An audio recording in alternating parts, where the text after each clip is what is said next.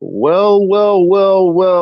What's up, everybody? Yo, thank y'all for tuning in and watching. Yo, this is a very special episode, and thank y'all for watching the 87th episode. We on our way to 100th episode, guys. Man, it's going to be awesome when we get there, man. I thank God for this time, but I have a very special guest. This man is awesome. He has a very deep and big resume. So I just want to introduce to you the Grandmaster, the real Last Dragon. You see it. Ah, uh, the Hello. real man, the best, Mr. Curry, Mr. Chucky Curry. Nice to talk with you, sir. Hello, audience. Nice to be with you. Well, thank you. We love to have you, Sarah. We thank you for coming here and gracing this show with your presence, man. And, we have a very special time for you today, man. How's your day going? Oh, it's going well. Just moving on up. One step at a time, day by day, making it happen, going with the flow. Oh yeah, man. I forgot to do my intro. Hold on. I'm always messing up. I'm always messing up. This is the in your face show. Sorry about that. Carry on. So I have a question for you. Question is, how many years have you been in the mixed martial arts industry? Well, I would have to say 52 years. 52 Wow. years in martial arts. And on the circuit for about 25 years. Yes, at least. I mean, it's been so many years, and time, as you know, flies. Damn. That's a long time. Yeah, I started training when I was 6 years old, and I started competing when I was 14. I won my first world championship when I was 16, and the rest is history. I met Man. met Prince, and mixed up the martial arts with music and forms, and next thing you know, fighting on the circuit, doing forms, just being persistent for at least 25 years. And finally, my teacher told me, "Man, you need to go on to other endeavors because you've already proved everything you can in the world of martial arts." Man, like I got the question, man. With all the guys that came after you, man, who reminds you of yourself of the guys that came after you? Well, right after the top, I would have to say I like Ernie Reyes Jr. because I worked with him when he was a youngster, when he was like about maybe 9 years old. We toured together on the West Coast demonstration team. So we spent a lot of time together. And right now he's just rolling in the films and he's going through some health issues, but we keep in touch and he's like one of my best little martial arts friends. And he's just so dynamic. He played in like Awesome. the Last Dragon movie, he played in Red Sonja, he played in The Rundown with The Rock. He's just staying really busy and to the heart with Ernie, to the heart. Awesome, man. So you being the grandmaster that you are, what I'm saying, how many years have you been a grandmaster? Well, I probably would say 35 years because I believe when I was about 25 years old, I was already had been a black belt since I was 10. So with all the different styles of martial arts I had trained in and all the time I had, it was like at that point, that's when the Last Dragon movie came out. And that was like 1986. At that point, I was like Top Gun. They were looking for me, but I was so busy. I was ripping and running. I was on tour doing shows. So it had to be like about 35 years, I'd say I've been the Grandmaster. Because I have my own style called Chucky Doe. So they started Right. calling me Chucky Doe when I was 16. So that was my own thing. So with the last dragon, right? What made you call yourself the last dragon? Well, actually, I wasn't the one to call me, just name myself the Last Dragon. What happened is they came up to me and they asked me to start in the movie. I was at a tournament, and my teacher, Julius Baker, was there. That particular teacher was with me, and they were talking to me about this movie they were making. And as time went on, I guess they called Ernie Reyes' studio, and Ernie came down to the Family Fitness Center to see me, so he couldn't find me. I guess I was not there that particular day. And the next thing you know, they were down in New York on the set of the movie. And I called Ernie and I was like, man, what's going on? And he's like, hey, man, I tried to reach you, but I couldn't reach you. But, we're already down here. And I think just before that, I got a telephone call from this girl I knew. And she was like, Chucky, they're having auditions for the Last Dragon up in LA. You should be here. She said, but it's 3 o'clock and it's going to be over at 5 o'clock. So everything was happening rapidly. So it's nothing that we could do. I just said, hey, I know who I am. And I had brought Bruce Lee's name into super motion by adding martial arts with music. And I had already gained a really big name for myself.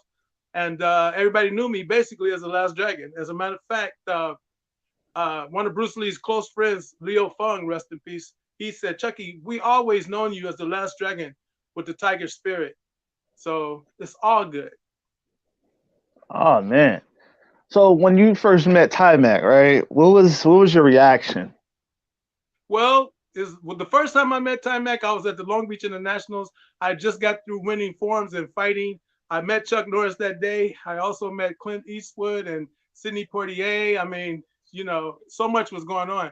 And at the end of the day, I was basically just standing watching the tournament. And the next thing, Mac showed up on my right-hand side. And I was like, we started talking. I didn't really know much about him. But we started talking, and then he was like, I told him, I said, man, one of these days you're probably gonna play my role in the movie. And he laughed, he said, well, I competed today in team competition.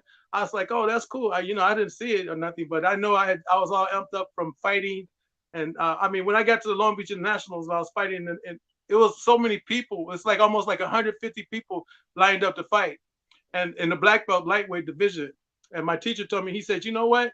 Don't even worry about it. Just win one fight at a time and you'll get there. So that's what I did. So after I did all of that, I looked over and this guy comes up to me. He goes, man, you're really good. You're really good. I go, oh, thank you. Thank you. He goes, no, I'm talking about really good. I go, thanks. I said, man, you look familiar. He goes, I am familiar. I said, I saw you somewhere before. He said, yeah, you saw me on the movie screen. I'm Chuck Norris. So I was like, oh my God, Chuck Norris. And so then it's like it came into focus. And I was like, oh, let me introduce you to my friends. So I took him down and introduced him to Ernie Reyes Jr., Ernie Reyes Sr., and a couple of members of the demonstration team. And so everything was just rolling. So meeting Mac to me was nice. But I think after the years of the movie being out, and my one friend, Greg and Lee, who was James Lee's son, which was like Bruce Lee's best friend, who helped Bruce Lee get into doing weights and developing his physique. He said, Chucky, man, I waited in the line to see The Last Dragon, and the line was wrapped around the building, man. And he said, and when I got in there and I saw it wasn't you, man, I was frustrated. I really felt ripped off. And I was like, man, tell me about it. But I was like, whatever, it is what it is. You can't, destiny is destiny. Whatever happens, happens. So I went to Hawaii. They fly me out to Hawaii, and The Last Dragon just happened to be coming out like the day I showed up. So I went to the movies and I watched it, and I kind of felt, oh my God. But they did a really big newspaper article on me that was on the island, and it was tight. And afterwards, people was coming over. I guess they mentioned who I was, and there was a long line to sign autographs for like a long, long, long time. So I already know who I am. So it's all good. I mean, to me, the Last Dragon movie was a good connection for me because it was able to allow the music and martial arts world to change from all the Chucky Saki kung fu movies before that into an updated, innovated martial arts movie with music like Awesome. the Last Dragon's music. I love the soundtrack, and I love Vanity. She was always one of my favorite girls. And then seeing little Ernie Reyes Jr. in there, it just all tied it up to me. I just felt really good about it. And hearing Smokey Robinson's music, it made a difference in my life. Awesome, awesome, awesome. You know, so kung fu and mixed martial arts and all that ass kicking, right? Do you think that it's evolved or devolved? I think it evolved is great. I mean, the whole thing is on like my friend Scott Coker, who was a demonstration team partner with me on the West Coast demonstration team, along with Ernie and all of us. He's the president of Bellator. So, I get to check in and watch him sometimes. I was on the circuit already for like 25 years, so I saw so much fighting that I didn't really care about seeing any more fighting. And when I was coming up, I used to have to watch boxing on TV at my uncle's house and my dad. I mean, so I like Muhammad Ali and Sugar Ray Leonard. So I just think martial arts went great. I mean, some of the characters are a little aggressive, like Ronda Rousey. She's like, ah! All these people, so it's different personalities that's coming into it. But the good thing about it is it's growing. It's a growing field, and it's doing very well. My friend Scott Coker is doing extremely well. I'm proud of him, and we've been friends since we were like in high school. So it's all good. Awesome, very awesome, man. So you being a very, very intellectual guy yourself, man. Like, so how did the karate mixed martial arts style or the whole industry help you in your life, help you become a man? How did that form you as a man, as a Well, I person? think what happened is when I used to practice a lot, I never missed training for one. I was always at practice. At one point, I was training at maybe three different studios, if not four, actually four studios, training Taekwondo, Tiger, and Kung Fu, other than what I had started out in. So the next thing you know, I used to practice in my backyard using music. I would watch television and I see the kung fu movies, but I couldn't understand a lot of the Chinese language. So I would turn down the music and uh, I would turn down the volume on the television and put on music, and it just became more fun for me that way. I didn't have no to struggle with the how the people was talking and stuff. So I would practice in my backyard. Finally, I took a record to our studio. Was a record player way back. I took two records. I played Into the Dragon, and my teacher was like, "Oh man, that's cool." I did a couple of moves with it, and he's like, "That's really good. That's really good." But I said, "That's nothing. Check this out." So I put Michael Jackson on, "Shake Your Body Down to the Ground." And my teacher said, "Man, we got to take that to the circuit. That is dynamic." So I was like, "Oh, cool, no problem." And the next thing, we took it to a tournament. We had a long extension cord, a big boom box, and the crowd was not expecting that. So I had a creative Oh form that I man. had made my own self, where I mixed up hard style, soft style, using gymnastics and drama. I added all that as the U.S. top 10 nationals. And as a matter of fact, that's when I first met my friend Leo Fung, who was Bruce Lee's friend. And we became really cool. And next thing you know, I ended up meeting Ernie Reyes Sr., and he asked me to go on tour with him and the West Coast demonstration team. So I gave him a lot of advice for different types of music to use. And the next thing you know, we're in the Black Belt Hall of Fame. We won the biggest tournaments. We used to tour and perform. Eventually, we did a demonstration for the 49ers. And I think that's when we became like streamlined, top of the line. I mean, we started making money before the tournament circuit was making money. And then after I met Prince asked me to go on tour the first day. And that was a little too much because like I said, I had about 70 students, so I couldn't just take off.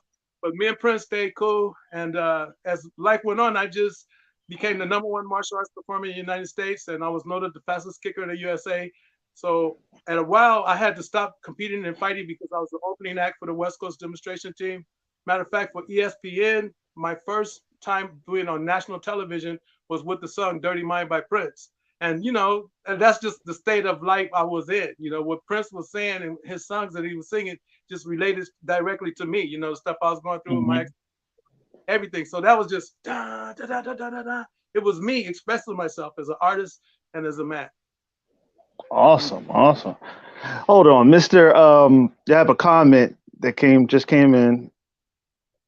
It says Mr. Robert Parham, my buddy Chucky, Hall of Famer and world champion. You're right on, Robert. Right on.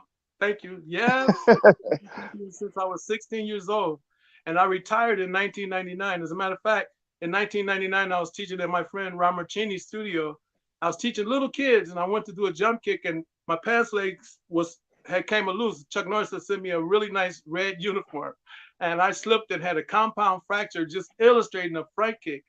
And it took my hand off. So thank God he was there. He was able to get me to the hospital just in time with the ambulance, and everything worked out well. So after that, I just started focusing. I couldn't do my push-ups and hit the bag and everything no more. So I had to come full circle into my own with doing martial arts with music. And it just made a whole difference in the martial arts community because of hard style, soft style, nunchuckles, back flips, layouts, aerial cartwheels, the demonstration team. We just became like the hottest thing in the world. Thank God. Oh, awesome, man. So, okay, all right, man. That's a great resume. I man. So I've always wondered to myself, man. I've always wondered. I've asked a lot of guys that I know that does martial arts, and they always give me a different um, answer. Why do you guys or why are you guys so calm when y'all fighting? And I'm like, that's amazing. How come y'all guys are so calm? Well, I don't think everybody's calm. Some people is rigid. Some people are crazy. It's just according to the martial artist and his amount of time and energy spent training. Because I did lots of sparring, so sparring to me was just fun. It's almost like skating. You had to learn to do flips, or just like dancing. You get out there, you jam it. That's how martial arts. Hmm. And no matter who I was fighting, I know the main thing I would do is I would almost like I remember one time I was fighting this big Samoan guy, and I would say, "Okay, come on, Bruce, we need you, Bruce. Come on, Bruce Lee, right?" So I would relax and I would go with the flow. I just let myself go. I had already been training, so it's not like you don't wait to the day of the tournament to train. You know, I had been training ever since I was 6, and when I went on the circuit at 14, my first tournament, I won three first place trophies, and I didn't even want to compete. I mean, I told my teacher, like I was saying, I was like, I don't want to compete. He goes, No, you gotta compete. I go, I didn't bring my uniform. He goes, I get a uniform for you. I said, well, I don't have any fighting equipment. He goes, we'll get you some fighting equipment. I was like, well, I don't have a cup. He goes, I'll get you a cup. So we're on the stage, and it just happened. And the next thing you know, it just turned the whole martial arts world around because I wasn't some just taekwondo fighter. Because I see some people that just taekwondo or different styles. I believe that, like Bruce Lee said, you had to be able to adapt to whatever fighter you're fighting. Like when I fought Hmm. Nasty, he's fighting, he's here, he's there, he's all over there. So I just relaxed and bounced, do my little Muhammad Ali relaxation technique.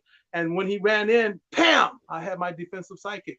So it's about training. If you train real smart, then you will act real smart. Mm, mm. Have you ever met Bruce Lee yourself? As a little tiny kid around 12 years old in Chicago, me and my little brother Herschel and Reggie, we snuck down the theater, which was this particular theater was about maybe a mile from our house, and it was a premiere of Enter the Dragon. It hadn't even came out. Wow. So we got down there and we had already made our plan. As soon as somebody come out, we're gonna run in and we're gonna spread out and we're gonna sit down somewhere. So this guy comes and he opens the door. I didn't know who he was. I just seen he was Chinese. So as soon as he opened the door, we were inside the theater, spread out, sitting down. They came looking for us with the flashlights. They couldn't find us. So we watched the movie and I was like stoked. I was like, oh man, this is super. So then as we were leaving, we were a little nervous about leaving because, we didn't want to get caught by the ushers. And all of these people had these posters and stuff. And I was like, man, where you get those posters? Where you get the posters?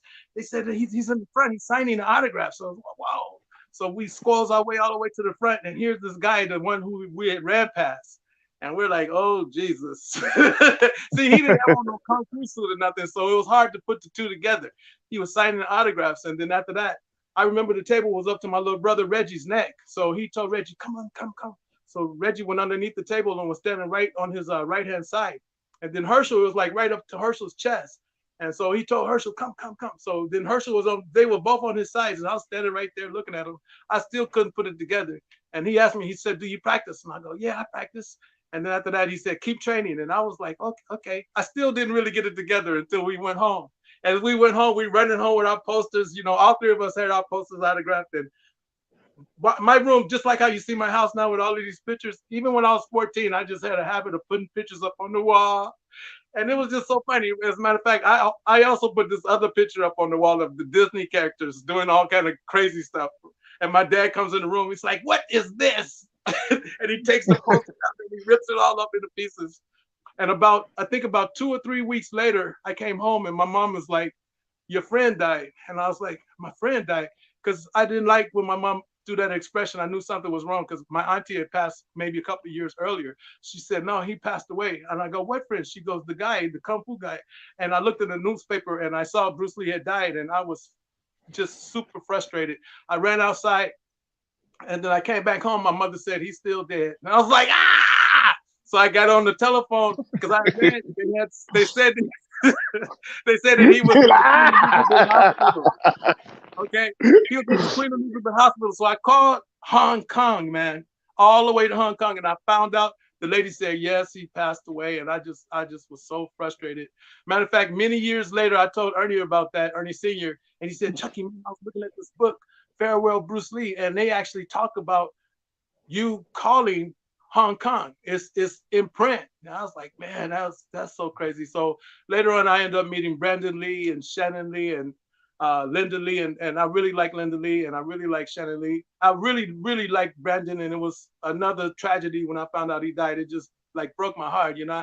I can't stand death, but it keep on sneaking up on me. So y'all better watch out. You better keep yourself in line because you never know.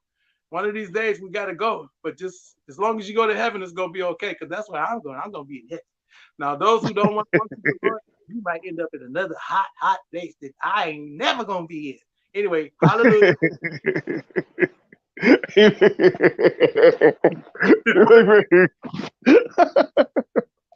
I like that. I like that. I like that. Yeah, I like that. I like that. But I don't. So, so how many? Hold on, hold on. All right, let me get myself together. All right. So, where did you see, man? Like when you were doing, how did you get into acting?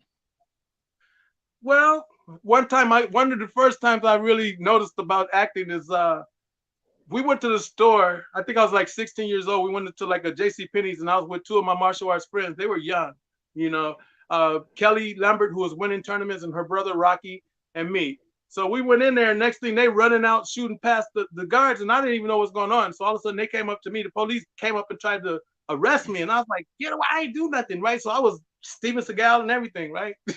I was Bruce Lee, Steven Seagal, throwing them everywhere. And finally, I guess they said freeze. So the next thing you know, they arrested me. They took me down. I was like, I didn't do anything. I knew I didn't do anything. So when my mother came to pick me up, she was so mad at me, and I never like to see my mom mad because that was something gonna come up when she mad, right? So we Hmm. get outside, and I'm walking. I'm like, Mama, I didn't take anything. I didn't do anything, and she double slapped me, right? And I fell down. And she said, "You're an actor. That's what you are. You're an actor." I go, "Mama, I'm not acting. I really didn't do it." She goes, "Yeah, you're acting. But when we get home, I'm gonna pull an act for you. I got something for you. That cord." I was like, "Not the cord, not the cord." My mother used to whoop us in Chinese kung fu style with that belt, that iron and cord. She used to beat us down. Anyway, Oh, I I know. always stayed out of trouble. I was never looking for trouble. I mean, I tried my best not to be in any trouble. And that's when I just started getting more into acting. I took it in high school. I was a straight A student. I also took up stage design. And then my teacher, Julius Baker, at that point, he brought me a movie camera. And from that point, I just started filming and started getting into the groove. Damn. You know, It just became you something knocked. that was natural for me. So, Yeah. Very natural. Very natural. You know, like what is the one of the industries that you've been planning on getting into, but just haven't had the time to get into it? no, well, I'm doing what I'm doing. Like I said, Uh huh. unfortunately, I have to do a lot of tournaments or a lot of shows, a lot of demonstrations, and sometimes it's frustrating because I really wasn't the one who wanted to jump in front of the crowd, but my I teacher, feel like you. I I feel said, you. he made me do it, so it became a way of making money. Me and the West Coast Hmm. industry. That's what opened up the doors for MMA because at first everybody was just getting trophies, but after we started making money, then people started making money. And my friend Scott Coker, like I said, first he was the president of Strikeforce, then he worked with UFC, then he owns Bellator. He's the president. So it just all came together. So movie making is good for me too because I got to meet Richard Pryor and Michael Jackson and Prince. I got to meet all of my favorite artists. I got to work in Ocean's 11, Rush Hour 2, The Hulk, Twisted. Behind the camera and in front of the camera. So that was my groove. I really liked it.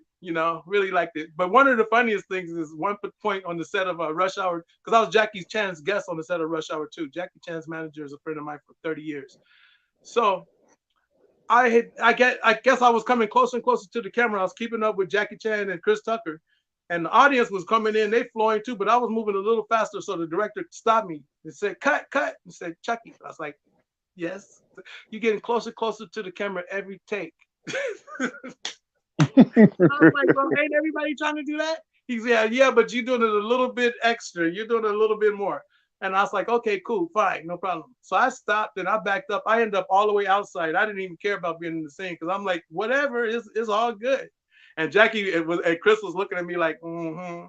So I had to tell this part. I really wasn't gonna say, but at one point they had to go into the sewer, and they were doing that one little scene where they come out of the sewer, they look to the left and to the right, and then they notice they're in Vegas.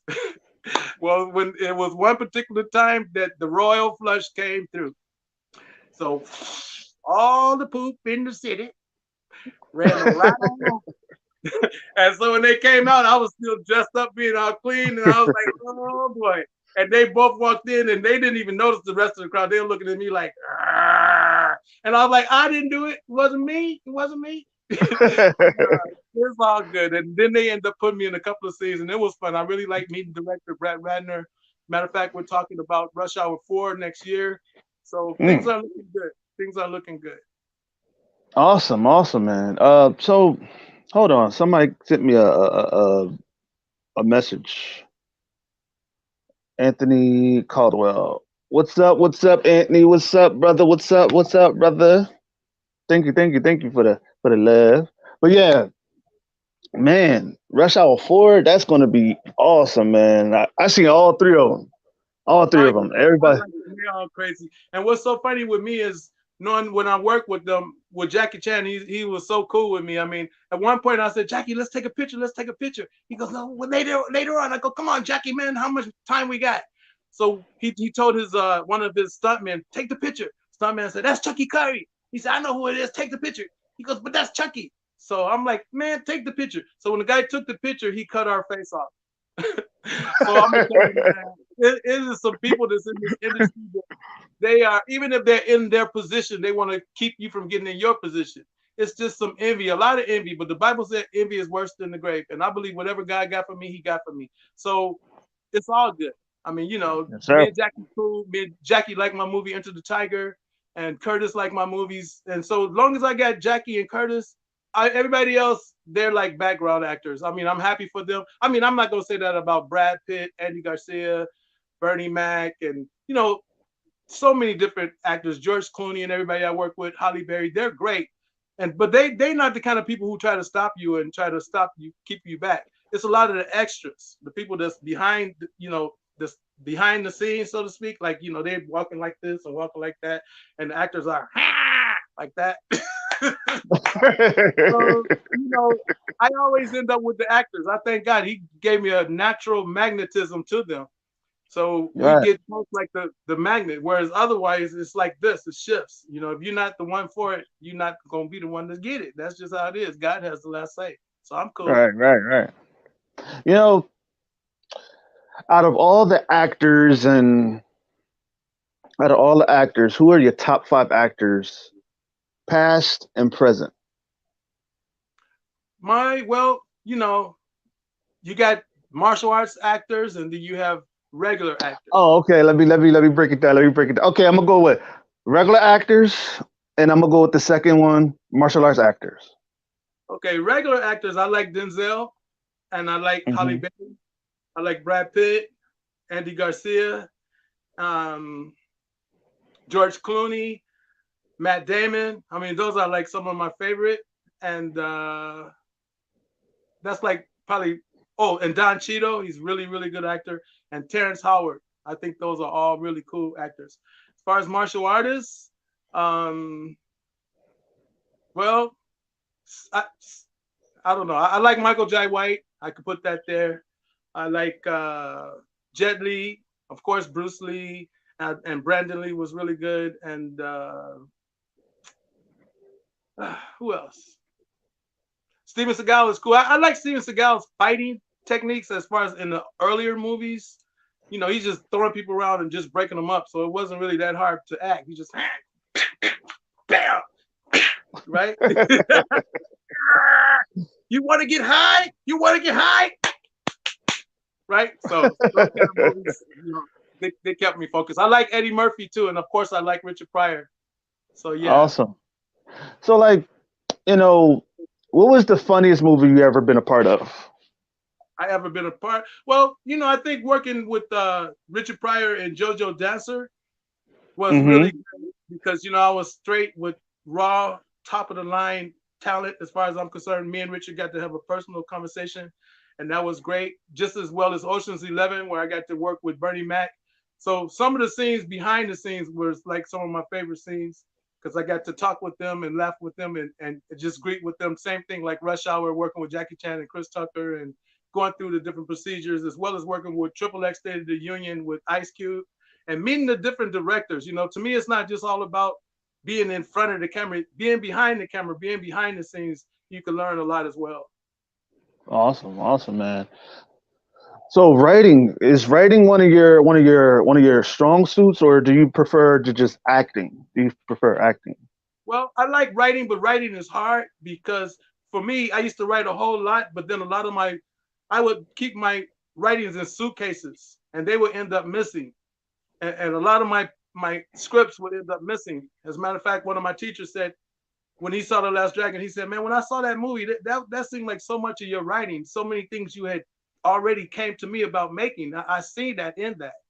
And so I just kind of, when I'm writing right now, I'm like writing my book, and I come up to these points where I had sent a lot of the stuff to be set up for publishing. The next thing the guy said, "Oh, my computer froze." I'm like, "Oh my God." So now I started doing it all over again, and now my computer is not doing what I wanted to do. So it's just hard. It's hard because you get at these freeze points where it's hard to just keep on going, and you had to push yourself to keep on going. But for the last month, it's been really hard for me because I want my computer to be able to pass on my information to my folders, and until that can happen, I don't feel safe, so to speak, with writing out all of my story. I know my story, of course, but I'm not safe with just putting it out there. Right, right, right. I I like mean, writing, acting, directing, and producing. So all of those things come together. And, to me, acting is an everyday thing because when I go to work, I'm acting like I'm a security guard. But I know inside, you have to, like Bruce Lee said, you have to be able to adapt to situations. right, Just like right. you have to adapt to people. The other day, out of the blue, I go to pick up drop off a video, a DVD that came wrong. It was all not working. And all of a sudden I get out and this youngster, about 25 years old, come up to me. He's like, "Hey, man." And I look at him and I'm on my way to work. I'm like, "What?" He goes, "F it." I'm like, "What? Whatever, man." And he said, "What you gonna do? What you gonna do?" I said, "What you gonna do?" And so he came up to me. He goes, "Come on, man. What you want to throw down? You want to throw down?" I looked him in his eye, and I think about the time I think I had about 15 minutes to get to work. So he said, "What you gonna do, man?" And I said, I looked him real close in the eye, and I say, "I'm gonna walk away." And to me, that's what it's about: being able to adapt and just leave. You ain't got to fight every chump that come up to you starting stuff. You can look the other way and just simply walk away. That'll save you from having to go to court and them from having to go to the hospital or the graveyard.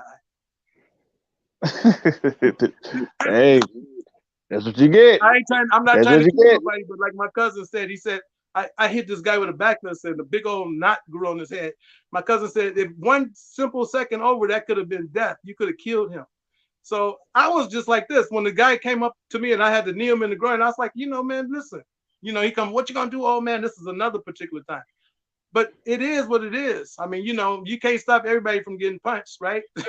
If they run up to you, they run right into the motion. It hits by itself, like Bruce Lee said. It hits Right, all. right, right. Oh man. So what was it like being called, the next Bruce Lee, man? Well, when I was young and I was jumping off of pool tables doing backflips with no mats and doing flying kicks and kicking and punching and fighting everybody, I just felt Bruce Lee was a part of me anyway. I just felt that was what my calling was to keep Bruce Lee alive, keep his spirit alive. And when I fought, I performed, whatever I did, Bruce was a part of it. And I just always felt that. So I just felt being like when Chuck Norris named me new Bruce Lee in front of all of this crowd. Because Chuck said, "What's up with you, man?" I said, "Man, I'm just working and working and working." He said, "How's your career?" I go, "It is what it is." And he took my hand in front of all of these magazines and photographers. I mean, this massive crowd. And he's like, "The new Bruce Lee." And the crowd's like, "Oh." And I'm sure it was someone that's in the back like this. But you can't satisfy all the people all the time, and it'd be stupid to try. All you can do is your best. And if God bless you to be called the new Bruce Lee, great. To me, Bruce Lee is a part of my heart. I keep him alive. If somebody come up to me, the first thing I think about is Bruce Lee. Should I backfist them? Should I slap them? Or should I run? because they say the most advanced technique in kung fu is running. So with all of these years of training martial arts, it is important to try to walk away from a fight. That way you can save somebody else's life as well as yours. Because like the other day when that guy was talking that smack, I didn't know if he had a knife in his backpack or he had a gun. So if I had went and Mm-hmm. him and knocked him down, and as I was leaving, he could have picked up a 38 and pow, that could have been it. But by me just walking away, it saved the day. Mm-hmm. Mm-hmm. So You're sometimes the best damn thing to right. do is just be quiet and just back off. Like I tell the Lord, let me talk to the right people and avoid the wrong ones. You know what I'm saying? I ain't trying to Mm-hmm. please everybody. And when I do demonstrations, trust me, I'm not doing it to be out there showing off. I'm doing it to try to teach somebody something. You know, face your fears. Like I did not, like I said, I did not want to jump on the stage and perform. But my teacher, he said, no, you got talent and we're gonna express it. You're gonna compete today, whether you want to or not, and we're gonna keep you on the circuit. Like the last time I talked to him, I was like, I do not want to do any more demonstrations. He's like, man, you ought to be used to it by now. Just do it. So it is what it is. I had to face it and just do it. So when y'all was doing when y'all because I remember because I used to see because there's like a karate dojo like couple blocks from my house, right? And I would see people doing those splits with two chairs and like with the splits, and I'm like, how the hell do y'all do that? That shit hurt. It looks like it hurt. I remember back in the days when I was younger, I could do the splits. It was no problem. I could put my legs straight up on the wall. I'd go down to the splits with nothing. I'd do a jump, flip, kick, and roll into the splits. It was cool. It was just no problem for me. I mean, I had a natural stretch. But now that I'm this age, I did go down to the front splits the other day, and I was like, well, how am I going to get up? Because, I'm 62 years old now. I'm not 16. I'm not 25 and 32. As you get older, your body recoils from all of that. So luckily, I could Right. still kick and throw punches and stuff. But I went into the front splits. I remember one time I was going close down to the Chinese splits, but with the way my hand got hurt, it kind of hurts me to go down into the splits because you had to have your hands in a certain position as well as your legs going out. But I still feel pretty liberal. I talked to my friend Scott Coker. He said, man, I ain't did no wheel kick in about 25 years. I'm glad I could still do wheel kicks and I could do hook kicks and I could do jump side kicks. I could do what I need to do. And I put it to work in my film. So that helps me keep balance with my technique. Awesome, awesome. Like so, I've always wanted to understand like the. Have you ever wondered to yourself like, have you ever gotten to a really like fight that you just was like, I don't want to fight this guy, but I have to. Have you ever gotten to a fight like that? Well, I've gotten into a lot of fights in my life. And sometimes it's just because I be looking good. They can't stand that. Like when I was thinking about Jim Kelly saying, they say, what you gonna do when death come for you? And Jim's like, when it comes, I won't even notice it. I'll be too busy looking good. I just think that's so funny. I like Jim Kelly. Jim was a good friend of mine. I miss him. And I just, God makes us Straight look out of how a he wants comic us book. to look. But one time, one of the fights I got into was a big major fight. This guy hit this girl. It was a club. I was working at a club and a big riot broke out. And the next thing you know, the guy ran up to me. He said, you think you bad? And the next thing he swung at me and I had to counter. Pow! And he was down and people were stumbling all over. It was a major fight. And the people who were supposed to be the boss of the club and stuff, they was pulling the door closed so I couldn't even get back in. So I'm out here with all of these hoodlums. So I had to take the sign stick and I mean I was going crazy. I just had to do what I had to do. But after that, I try to avoid fights. I really do. I try to just ignore the person and walk away. I think that's the smarter man. You ain't got That's to prove awesome. nothing to them. You ain't got to prove nothing to them. Now, if they put their hands on you, you got to prove to them not to touch you. It's awesome. That's awesome. I just That's got one of awesome, the man. weapons he gave me to defend myself. So yeah, it's all good. But That's I like to awesome, put it man. into movies. I think it's cool. Sometimes I think to myself when I see some movies and everybody getting shot and killed and they just doing it so easily, I say to myself, Lord, I don't want to come off as just somebody who's just killing everybody because you projecting to other people, that's what you're supposed to do. And to me, the only way my fight scenes are is if someone's attacking me, and then yeah, I'm gonna counter with whatever I got. If you come at me with a knife, I'm gonna make sure that in real life, if they came with me a knife, I'll probably just zoom that way and say, forget it, I'm not getting cut. Because when I was young, I got cut by this youngster. I was beating him all day, playing karate with him. So finally, I noticed this big Indian like mirage. These Indians was marching. And I'm like, wow, that's tight. And after that, he said, Chucky. He touched my shoulder. I turned around. He said, block. Whoosh, and he cut me, and blood just shot straight out like a faucet. So after that, I finally got home, and I could have bled to death. So the Lord kept me alive. I was only like, once again, like 12 years old. And so from that point, if a person pulls a knife out, I mean, I went to knife classes and they show you get cut with a knife, it take a gash out of you, man, and you could bleed straight to death on your arm. I mean, you ain't got to be sitting there Karate Kid. No, just get out of there. If you think he got a weapon, just leave. And if he don't got a weapon, just stay calm, stay cool. Get out of there. It's someplace. The world is really big. You ain't got to stand right in front of a knife or a gun or a crazy person that's on crack. You just walk the other way. You got to let go and let God. Right. I mean, because telling that to kids out here today, that they don't listen. They don't listen.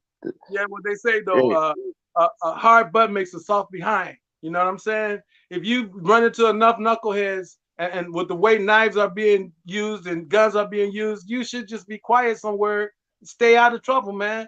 You ain't got to prove nothing to nobody. And all these gangs, my teacher used to say, chickens run in packs, eagles soar alone. So you got to learn how to just back up and just let go, man. But if they don't want to, when they get that black eye or they get kicked in the groin or they get punched in the midsection and they're on the ground like this, like don't do no more, and the person's crazy on crack, they come running with a knife stabbing them, then what? Now you're in the hospital sitting there talking about you a hero.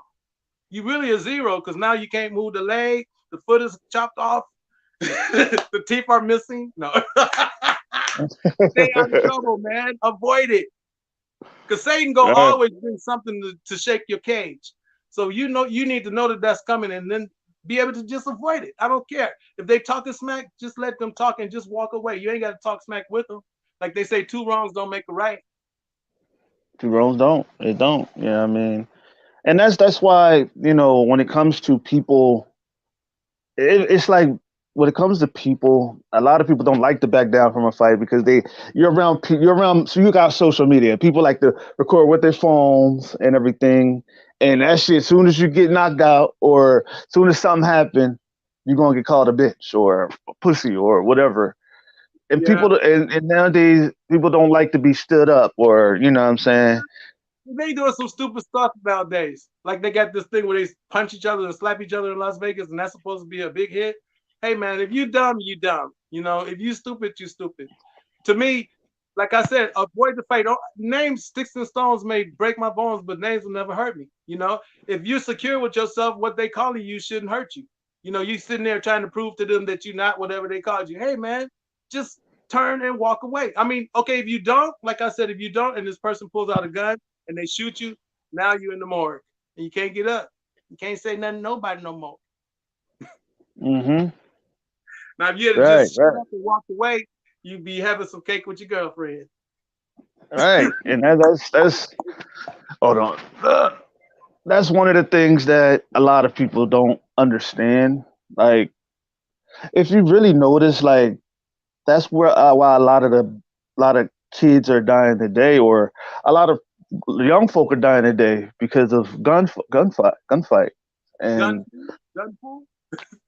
Like I yeah, was telling you yeah, earlier, when I was about 14 years old, somebody stole something from me and I took it personal. I went and got my brother's gun and I went on a hunt. I mm, had to be only 13 because I hadn't left Chicago yet.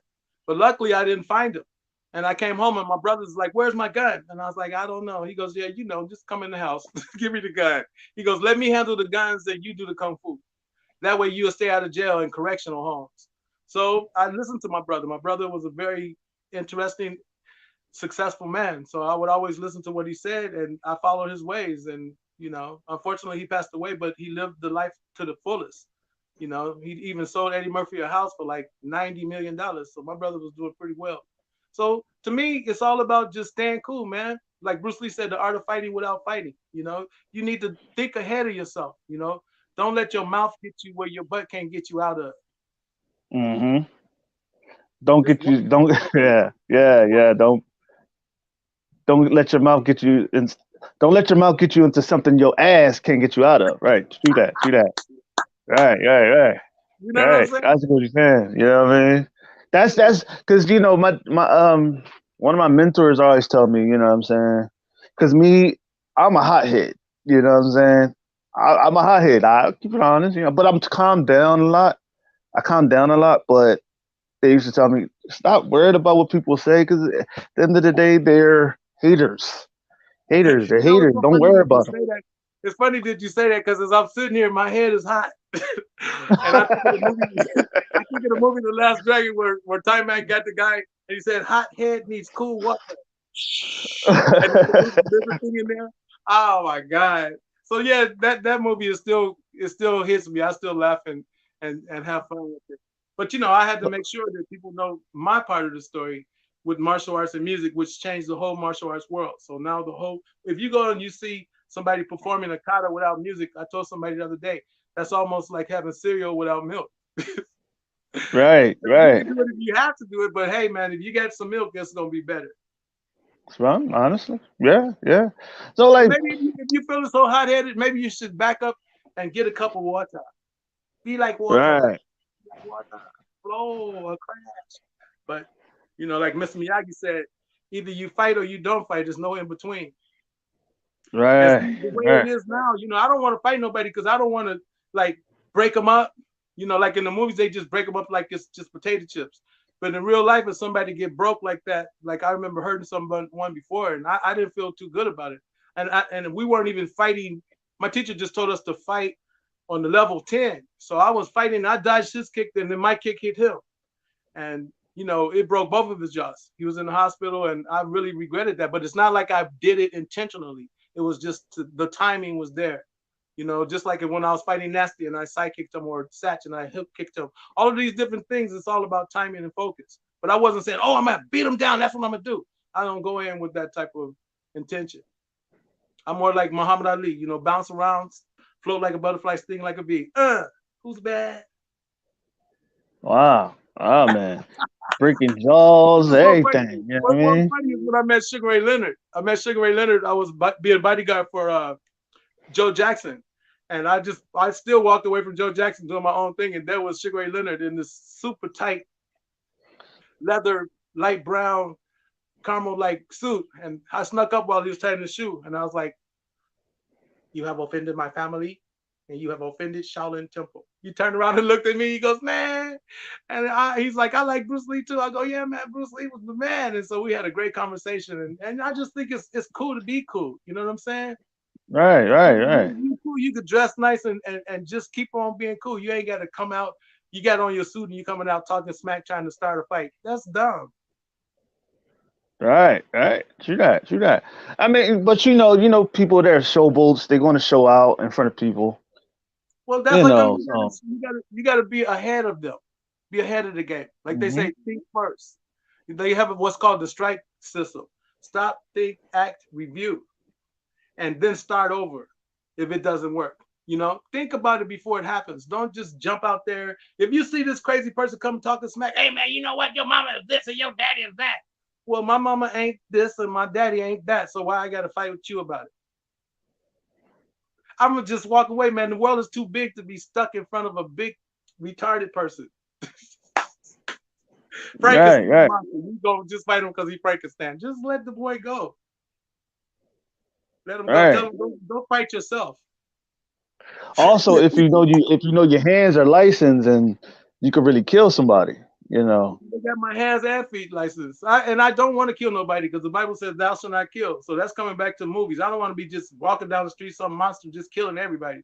Because then the little kids see that and they think that's what I'm supposed to do. Chucky did it, I'm supposed to do it. Or every time, like when Bruce Lee was in a fight, it was for a serious raging moment, something very intense. He wasn't just going down the street beating people up. Right. Steven Seagal be doing. Steven Seagal be walking down now. Hey Steven, don't get mad. No. Steven's like, no. But it is what it is. They get paid to beat people in the movies. It's fine, but then it needs to be a line drawn that that's not really the way you're supposed to do things. It's better to just, that's like saying you're a writer. You can write really nice poems. Now, why are you going to fight somebody who can't do nothing but scribble? Right. They're not Get even on your level. away from them. They're not on the level. Yeah. See, and that's the thing, You got people that's going to heckle you. You know, like they're going to do that to get attention. And I learned that. You know what I'm saying? People like that are very talk. They talk, but when they They do call it get fighting into with the mouth.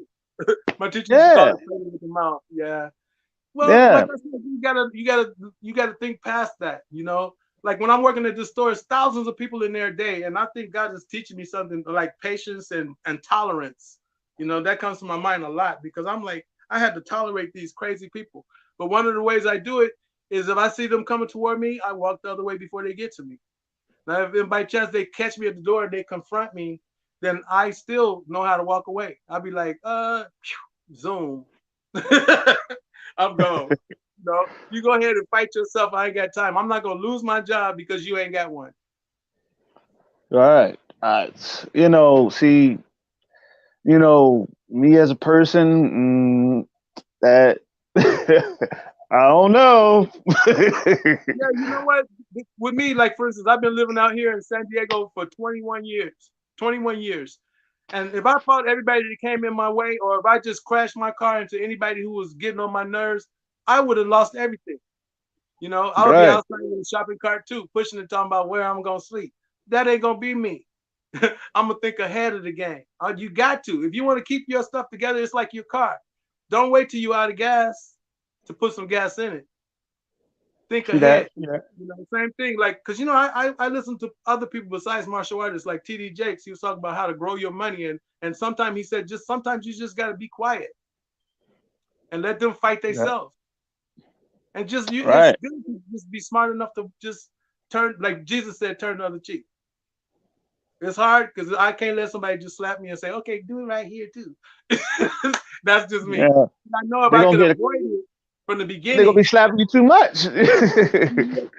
Only got two cheeks now. Yeah, well, one time I got in a fight with this guy, and I don't even really remember. I guess they wanted me to join some gang, and I'm like, no.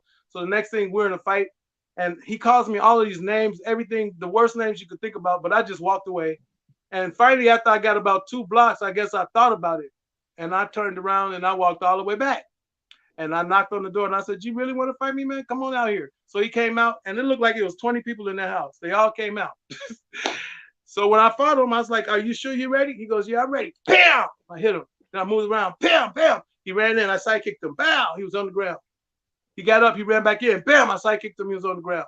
And I told him, man, you ain't no match for me. And then at one point, I was about to kick him, but I grabbed my foot because if I had kicked him, it would have broke his neck because he was on his neck. He was almost like somebody hitting with a golf club right to the ball. Bam!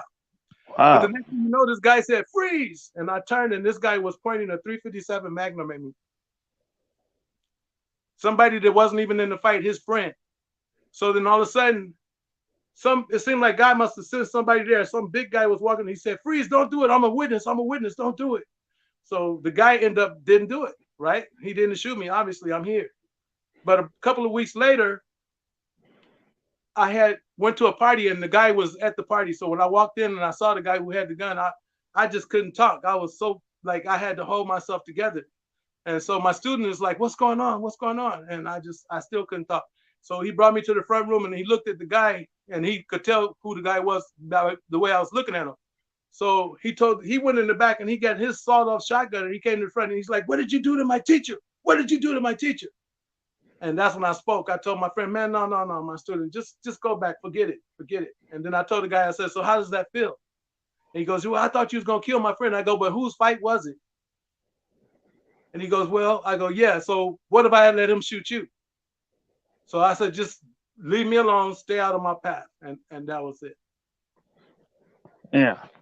That's a deep part because people do put their nose in the business and then get hit or get shot, and then you're not responsible because you know what I'm saying? You shouldn't have jumped in the first place. Yeah, Now, see, that one fight I was telling you about when it was the gang fight and all that stuff. The uh guy huh. came to my studio afterwards. He said, Chucky, I was one of those guys when you were fighting. I was one of the guys. It was two gangs fighting. It had nothing to do with you. You just happened to come up in the middle of it. And he said, we're about to go to the trunks on you. I said, to the trunks. He goes, yeah, shotgun.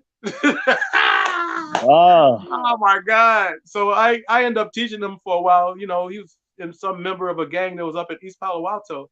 Matter of fact, one of my friends had went down.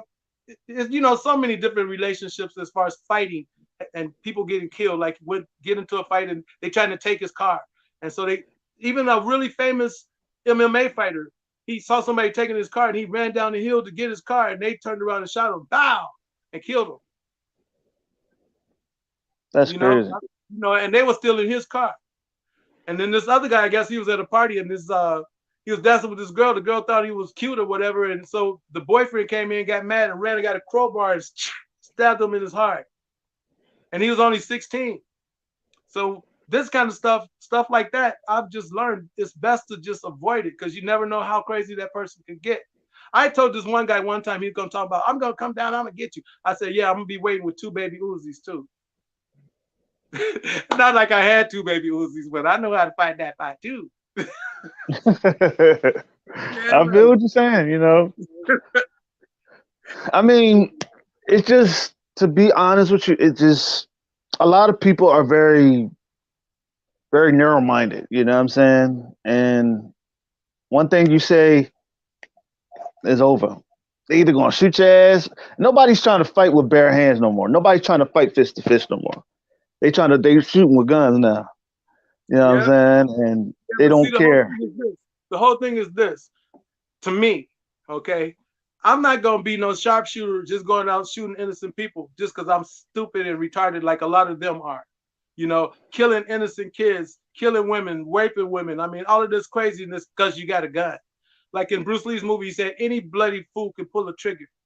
You know, to me, yeah, if you want to go and you shoot somebody, you end up in jail. What you gonna do now? You're gonna get your butt kicked, creamed, and slapped every other day for about 5, 10 years because you didn't think Hmm. ahead. Now, so no, if they want to go and shoot people, as long as they're not shooting me, I'm not jumping in front of no bullets. I'm gonna avoid it. Like I said, if I feel it's a crazy person, I'm gonna avoid them. I'm not gonna beat them down, slap them, then they go home and come back with a gun. That's like I said, either you do it or you don't do it. So I don't want to do it because if I had to do it, then I really had to hurt them. And I make them deform. Their hands be like this.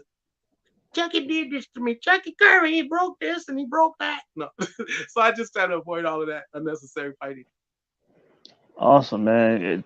That's why it's like, man, it would be cool if people learn how to control themselves, control their anger. You know what I mean? I learned that myself. I learned to just stay patient, stay calm. You know what I'm saying? Stay composed because if you don't stay composed, you do something stupid and then shit happens. You know what I'm saying? And That's just like on the freeway, these dummies, they go and they drink, they get high, and then they jump on the freeway. So now they putting everybody's life in danger. I saw a car just slid right across the road one time, just drunk as a skunk. I was, what a dummy. You know, don't do it, man. Do the right thing. If you don't do the right thing, expect the wrong thing. And I mm-hmm. did work with Spike Lee. Spike Lee, very good guy, very cool. Use your talents to be helpful. Like I see this big thing showing up in my mind of Oprah say, be a positive force. Don't be a negative force. Make the choice. It's either you're gonna go to hell or you're gonna go to heaven. Okay. Now, if you do the wrong thing, you kill people, thou shalt not kill, and you're gonna kill anyway, you gonna meet your maker. And you ain't gonna be walking down those streets of gold.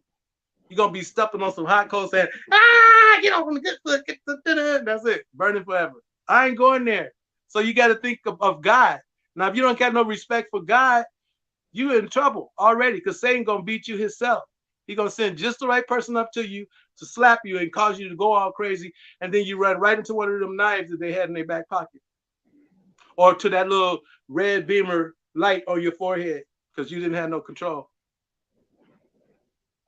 That's I'm sorry, true. I didn't mean that. I got control now. Oh, you do? I think I got control. Pow! Whoop! There it is. Yeah, that's wild, man. I you know I got another question for you, man. Like, was there ever a time where you just felt like so drained after a fight that you just be like, man, fuck, like you just felt so tired? No, because when I was fighting, I was always training. I was running. I mean, I was in shape. I never felt tired after a fight. I felt, if anything, I felt amped up. I felt like I had to really control myself. You feel this big rush of energy, just this adrenaline. So no, I always learn to woo-sa, like they say in Bad Boys. Woo-sa, relax, let it go. Go with the flow. You gotta relax. I never fight to the point where I'm like, no, it's like either you do a technique right, bam, bam, bam, bam, and that should be effective, right? Without having to go Mhm. down and break their neck too. Okay, you're on the ground. I'm gonna break your neck. I'm gonna stomp on your back, and I'm gonna break your leg, and I'm gonna chew off your toes. I Is don't it get two into off the that toes? monster beast mode. I learned to control myself because like my teacher said, if you slap somebody before you know karate, it's just a slap. But if you slap them after you know martial arts, you could break their neck. So you had to learn, like that crazy guy who came up to me. I could have beat him down. I mean, I could have threw him through the window and just did the whole Steven Seagal movie. But that would have made me lose my job, be late for work, and have to be in court explaining why I let go and I didn't let God. So that's why I let go and I let God. I pray first before I leave the house. Even when I'm driving on the road, I do not like getting on these freeways. But that's what you got to do because you got to get where you got to go. So you got to learn how to adapt, relax, and stay focused. Gotta do what you gotta do, right? So, who are some of the people that mentored you into being the grandmaster that you are? Well, okay, a lot of different martial arts masters. I mean, Greg McKinney, even Ernie Reyes, Julius Baker, Tom Wong. I mean, it's many, many great masters. I remember when I had dinner with Mr. Han from Enter the Dragon, the guy who cut Bruce Lee up.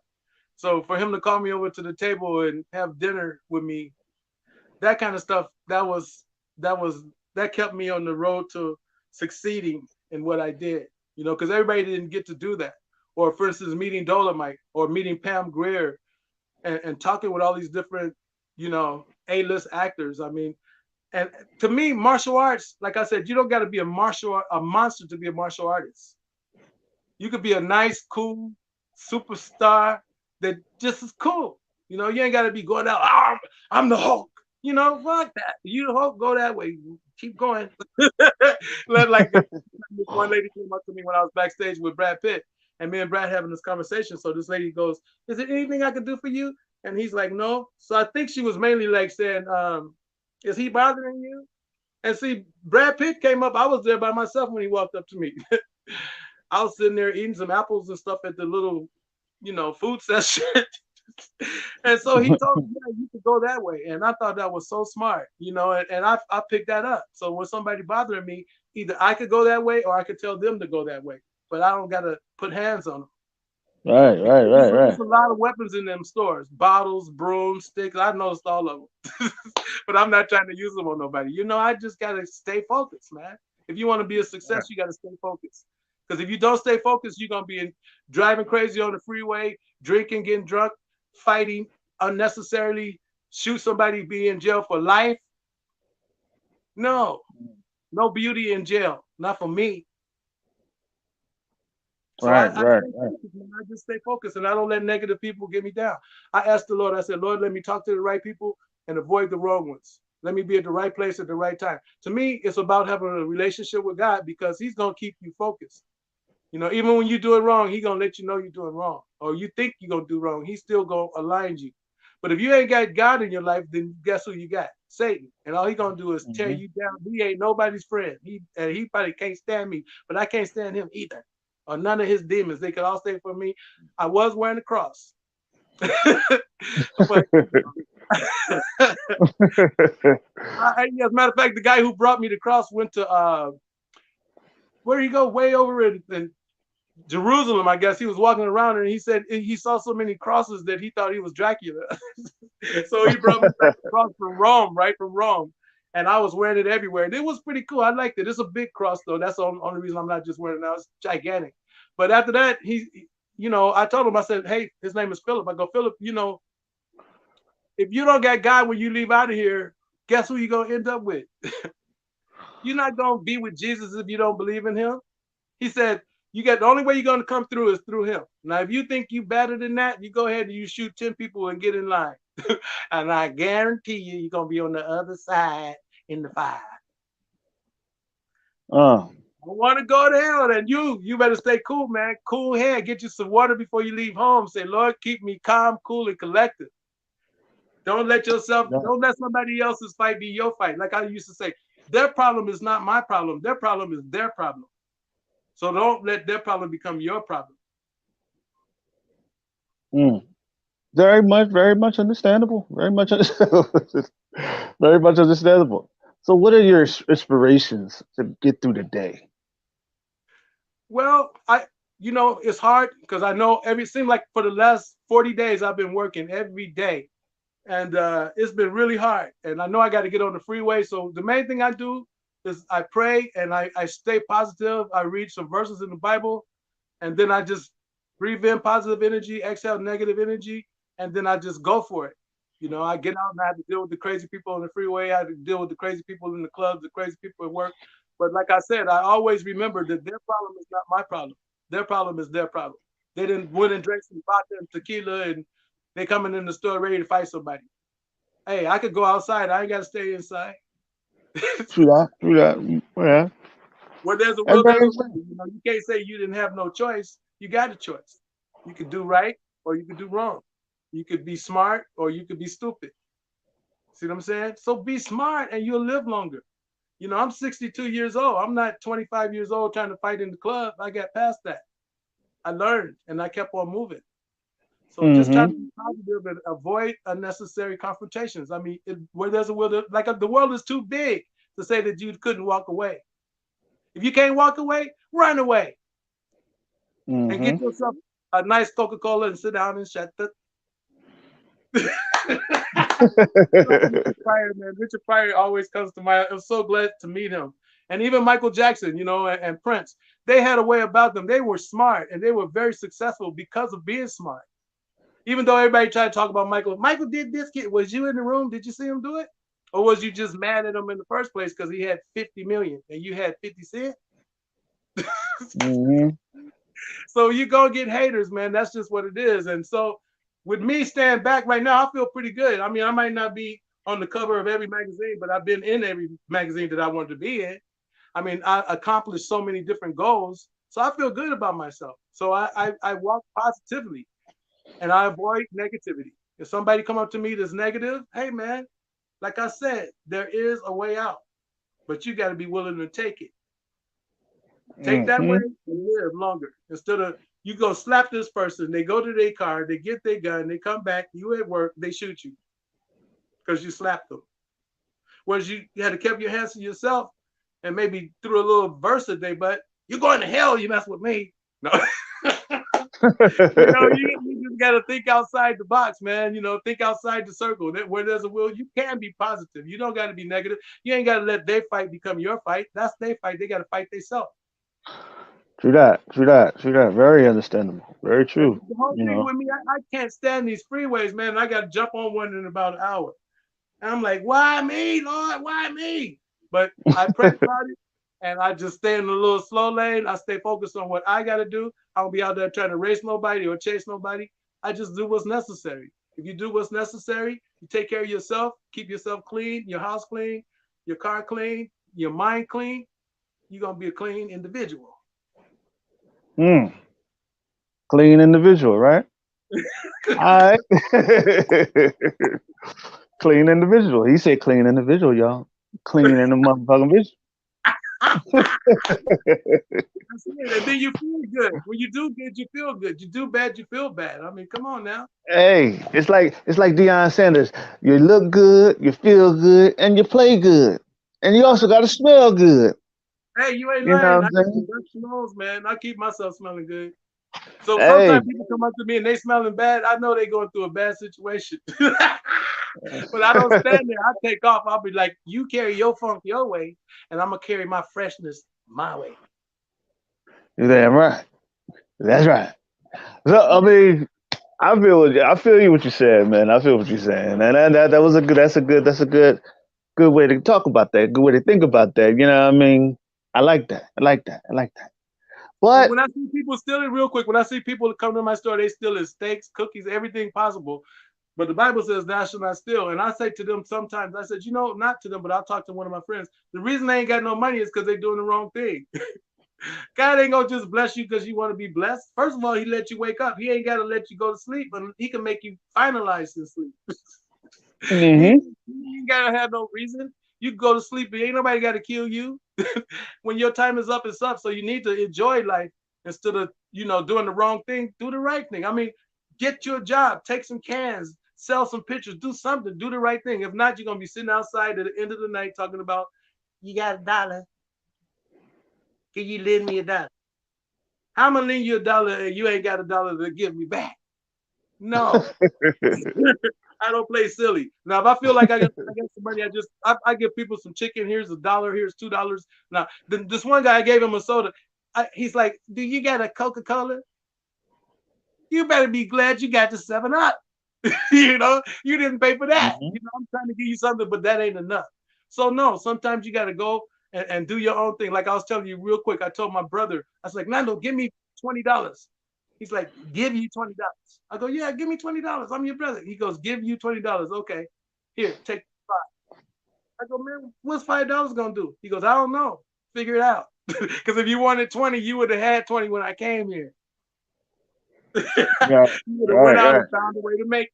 Now, if you want to sit there waiting on a handout, good luck. It ain't too many people gonna give you nothing. They standing on the corner with the signs, help, I didn't look for no cans today. I Right, didn't do right, my right. part. Can you do my part for me? Can you give me something, please? I mean, I don't know. With me, my mother had us collecting cans and bottles when we were like 10 years old. We were out pushing buggies, collecting cans and bottles. So we got in a hustling type mode. If you want it, you got to go get it. You can't wait for somebody to just bring it to you. Like all these different actors and directors and producers, I'm not waiting for them to put me in their movies. I make my own movies. I know how to film and I know how to get a crew together. Good. And that's good enough for me. Now, with the Rush Hour thing with Brad Ratner, he's a great guy, and luckily we met and we're cool. So yeah, Rush Hour 4, I'm looking forward to it. It's gonna be fun. But I didn't have to Mhm. say, please, Brad, help me. I had something to put on the table. If you got the talent, like my teacher said, you can't buy talent, but with talent you can make money. Mhm. It's the saying that I always say. There's a difference between being born to do something, and it's a difference between being called to do something. Being called means that's just your calling. That's just basically okay. You can stop doing it, and everything you just you forget it, right? When you're born to do something, you can't stop doing it. It's a part of you. It's a part of your being. It's a part of who you are. You can't stop it. It's born in you. It's like like another entity that's in you that's controlling everything that you're doing. You can't stop it. She said that, I remember Danny Asano, who's one of Bruce Lee's close friends and students who played in the Game of Death with Bruce Lee. When I met him, first of all, I asked him, how did Bruce Lee die? He said, it's not important how he died, it's important how he lived. And so then he said, Chucky, some people's life is just all over the place, but your life is on a plane. Your life is on a focus point. It's something that you're meant to do. And like right now, being able to speak about, avoiding unnecessary, you know, extreme battles and dying early by being silly, by me saying something, somebody's going to listen to that. It's going to make a difference in somebody's life. And like my teacher told me, he said, Hmm. Chuck, you should be a motivational uh, person because you always speak and people listen to you when you speak. I just learned, from listening and hanging out. If you hang out with bums, you're gonna be a bum. You hang out with smart people, you're gonna be a smart people. You do the right thing's gonna come. I mean, but you just gotta be focused. You gotta All really right. be. You are who you hang around with. You Well, I'm hanging are like. around with Jesus right now. I'm in my little bubble. I got the Bible over there, and now I got to go hang in this club. But it's all good. I get paid my little money, and I invest my little investments, and it's pretty cool. It's okay to be alone sometimes. That way you could think. That way you could get focused. If you're always out in the crowd trying to mix with them, that's when you run into the dummies. True that. True that. Very understandable. Very understandable. So, do you have anything else to say to the people? Like, Yeah, my main thing I would like to say to everybody is get focused on what you want to do that's positive, so you won't end up in the negative. so, thank y'all. Be positive, man. You know, like my mom, she's been sick a little bit lately, and I tell her, I said, Mama, the same Jesus that healed you before go heal you again. And when we got to leave here, we got to leave here. I mean, I'm not in a rush to go, but at the same time, I ain't in a rush to stay because whatever God got for me, that's what I want, because He knows what's best. And they say trials and tribulations come to make us stronger. Even when you get sick, you're going to learn to pray. You're going to pray then. And if you get stuck Hmm. with one of them knives, you're going to start praying real quick too. And you see that blood going that way. So you got to do the right thing, man. You got to try to, if you want to succeed. Now, if you want to just go to hell and go to jail, I can't say nothing to you because you just made up your mind. But if you want to do the right thing, then the right thing's going to happen. I didn't have money roll up to me. I ain't lying. I was riding to work the other day off the freeway. I look and I see this $100 bill in the road.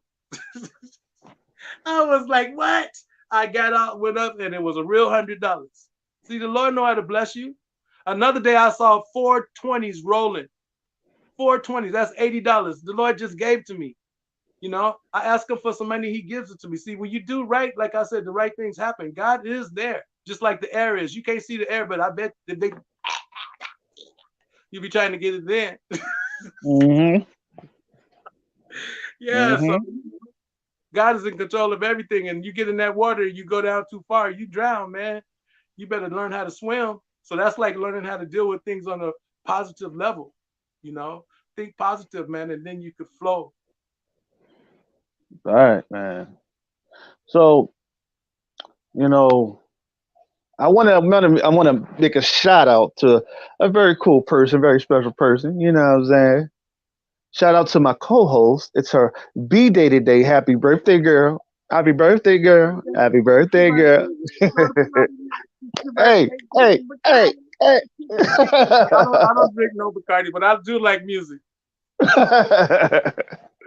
But happy birthday. Happy birthday, Nakia. Happy birthday, sis. Also, you know, tune in, stay tuned because we bringing some more segments out. And I would like for you guys to participate, and it's going to be awesome. I'm going to make a big announcement soon. Stay tuned. Also, it's time to take us out. So, thank y'all for watching. It's been the 87th episode with the man. Okay, goodbye. Thank you. It was great to talk with you, and I'll talk with you soon. Awesome. The Peace man, and the myth, the awesome one, love. Okay. Mr. Chucky Curry. Peace. And it's been an in your face show. And we out. Peace. Peace out.